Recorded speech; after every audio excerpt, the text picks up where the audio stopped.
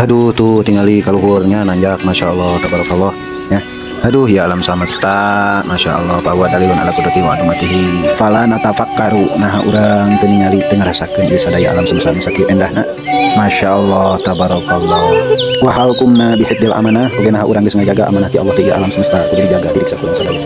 Sabab lamun teu dijaga wa takhribuha, ngaruksak urangnya eta naon yugdibullaha, nyebabkeun murka Allah. Mari kitu palnakun hulafa asolihina fil ardi, yuk urang jadi khalifah, urang urus ieu alam semesta ciptaan Gusti nya di bumi ieu. Wal yuhafid ala ni'mati hadal kaunil adim, urang jaga ieu nikmat alam semesta anu agung teh ku urang sadaya.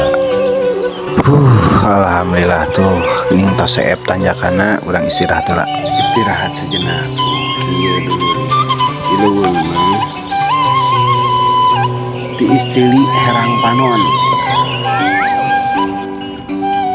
Coba dedengan paling gimana. Kang kuileun sagala aya sagala dilu. Geus kana pikiran. Nyaman. Tuh di ditu gunung tuh. Oh wow. Itu anasa. Ini ada dia main. Enakeun. Aos luhur. Ya ikhwanul muslimin, dulu kuring sadaya di mana we ayana. Masya Allah tabarakallah, inna hadal kaunal adim, bahwa ieu teh alam semesta geuningannya nu agung.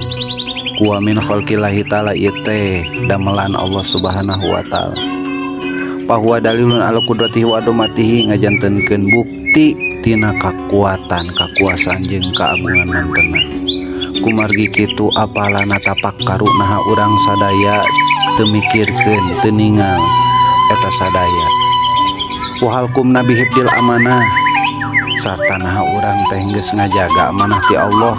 Fa innal muhafadata alal biati juz'un minal ibadah, sedengkeun sabab ngajagana lingkungan teh eta mangrupakeun bagian dina ibadah.